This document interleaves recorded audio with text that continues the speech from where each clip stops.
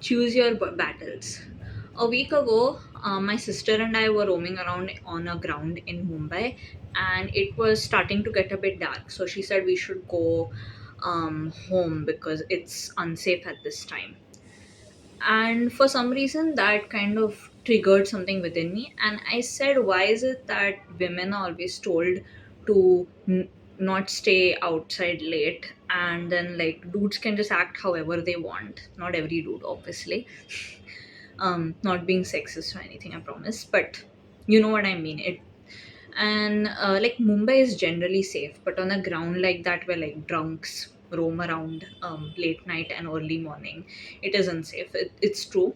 But at that moment, I got a bit frustrated and I told her, why is it that we restrict ourselves for other people? Why should we restrain ourselves from roaming around in places where we want to roam around just because some people don't know how to control themselves? And then when we purposely don't roam around in these places, it gives other people the idea that no, it's okay to keep treating women this way and making them feel uncomfortable and creating an environment where they feel like they can't roam around late at night or early morning, or just because of their own behavior, this kind of environment that has been created. I explained this to her, and she said, while I completely understand your point, and if and it would be different if we were directly kind of attacked by some guy, then obviously we would have to defend ourselves, and you can slap or kick or whatever you want. But in this case, it's not our battle to be won. And I asked her why, kind of frustrated again. And she said, okay, for context, she does martial arts. She does Selambam, which is a martial art. And she said in like martial arts, there's a saying that every battle you don't fight is a battle won. And at that moment, I didn't understand what she said. But today and this entire day, I've really understood what she meant by that, because she has a huge point there. A battle you don't fight is a battle won. Now, let me explain. And the line I opened this video with, choose your battles, it has a very deep meaning, because in my view, I thought when you don't fight a battle, you are avoiding conflict and you're creating this environment where it feels like it's okay for other people to kind of em- emphasize this view on women.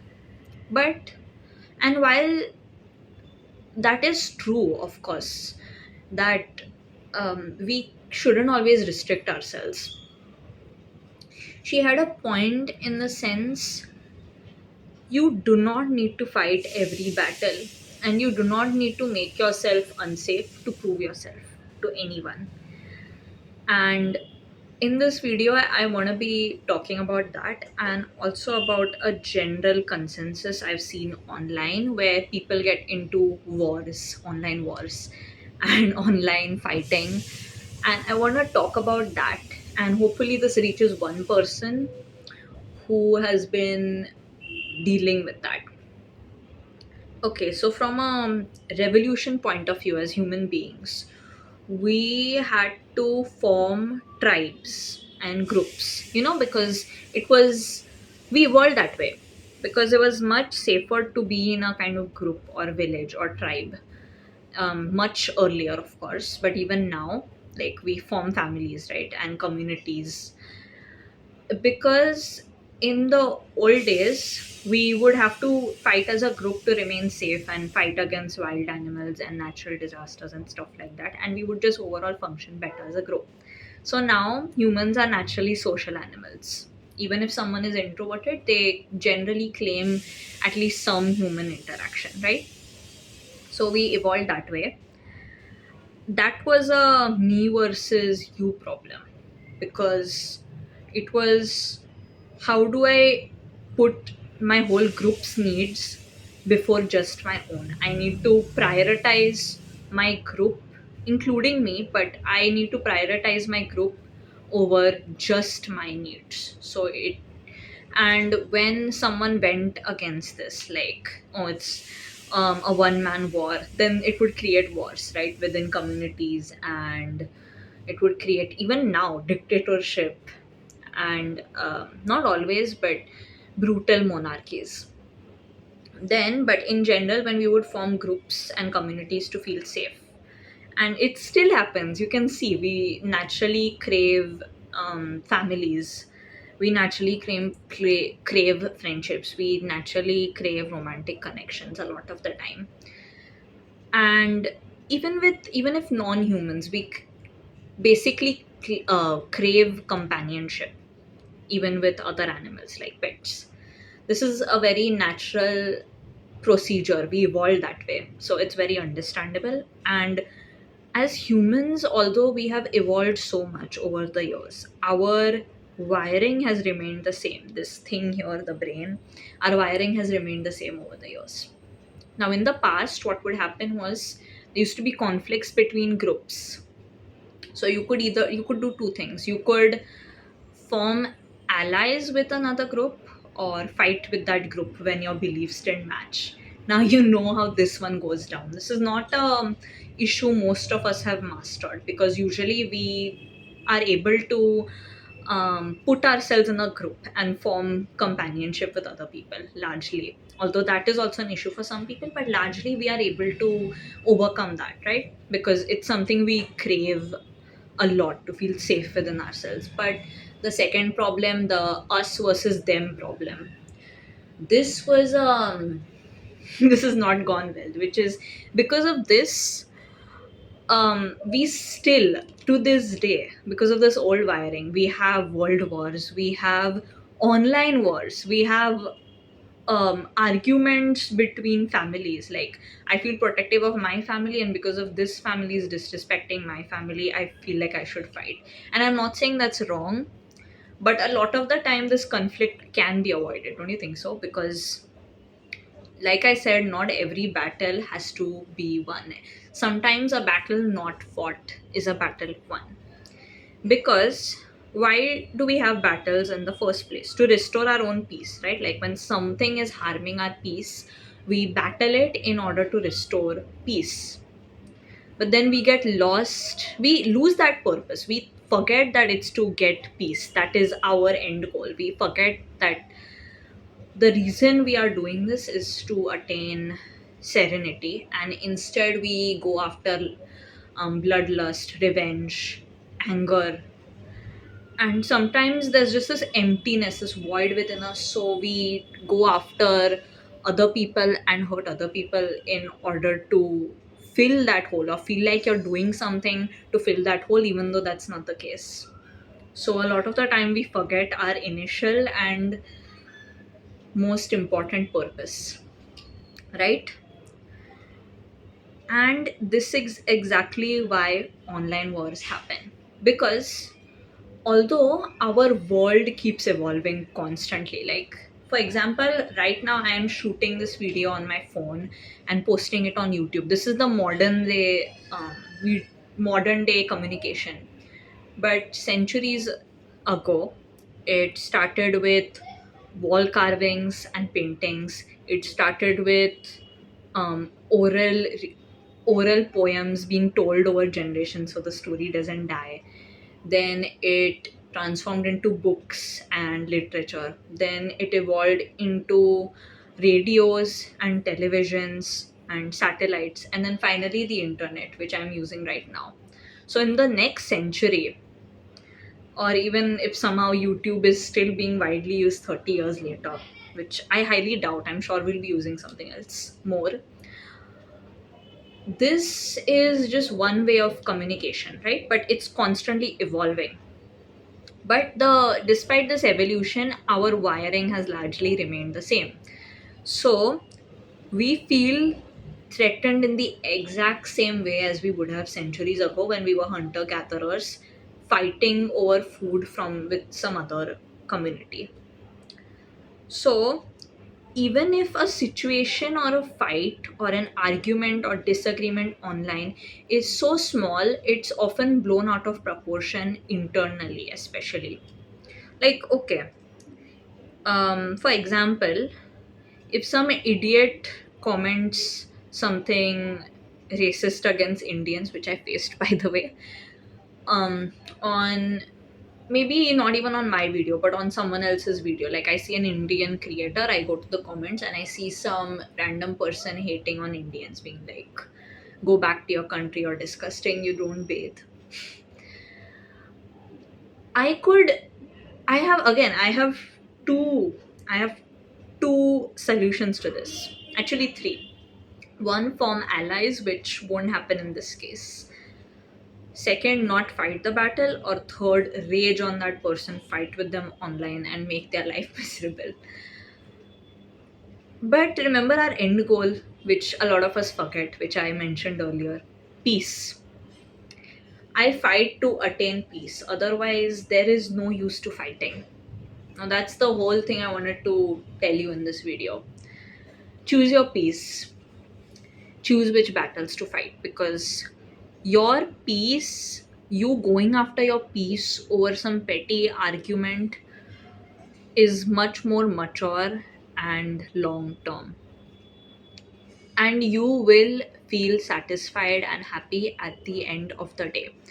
Because no matter how many battles you fight, you cannot change people, you cannot change every person. But you can always choose your own peace and feel satisfied within. So that's what this video is about, and the main concept I wanted to explain here. Online wars happen because when we find ourselves in some community, like example, if I really liked anime, I kind of, although it's not like in old times how essential communities were, like primarily it's a primal instinct, I have to be in a group, it's still there, but now we can easily survive being alone. Like it's not ideal for many people, we want companionship again, but we can survive being absolutely alone, and a lot of people still do that. But when we identify ourselves with some community, even if it isn't like for our survival, but it feels that way. Like if I, for example, okay, I really like books, and what I explained earlier, if I'm not a huge anime fan, but I'm nothing against it, but if I really love anime, but let me choose an example that fits with me. If I really like books, which I do, um one of my friends, like she saw me, actually two of them, another was a male, they saw me reading once in a public space, and they were like, why do you read so much, I have never read a book in my life. And they weren't like making fun of me, but at the same time they were judging me for it, right? So on instinct I felt kind of threatened, because internally I have brought, without even like unconsciously, I have put myself in this box where I identify with the community which loves books. I consider myself a book person. So some a group of people which, and there are more of them, right? Like two people versus one.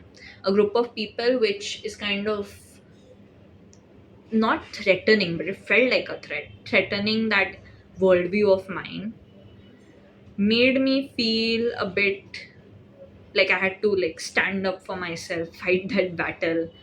But you know what I did? I realized then that I had two choices. One, I could try to convince them to change their minds, or two, I could just leave it. I would be like, yes, I'm reading, so what? And move on. And even they would move on. I chose the second option. Although, actually, I did do a mix of both. I explained why I read. I said it's fine if you don't read, but there are plenty of people who find reading very enjoyable. And they were like, okay, we get it. It's admirable. That's what they said. So, see, choosing your peace doesn't mean cutting down your own voice, because that can itself feel very restraining. You are completely allowed to share your own opinion even when it goes against someone else's. But choosing your own pieces, after stating your opinion, just let it go. You do not need to state it in order to convince another person. You only state it to feel heard and feel that satisfaction that, okay, I spoke up, but it's not my job to convince another person to agree with me. So yes, this is the solution to online wars, isn't it? And okay, last point, because this is important. At times it is essential to fight for ourselves. Of course, I'm not saying you shouldn't, but a lot of these wars don't have to be won. Like, if some idiot is going to be racist to Indians on the internet, at the end of the day, I cannot go behind the screen, yell at him, and show him that my family is actually very clean and not at all disgusting. And yeah, Indians are not disgusting, of course, not to me. But it's, again, do I need to fight that war in order to be peaceful? No, I can choose to just move on. I can just choose to reply once, being like, hey, that's racist, and you should go look within yourself in the mirror and ask yourself, why do Indians bother you so much? And then move on. It doesn't matter if they reply with death threats. I can choose my own peace. I can move on.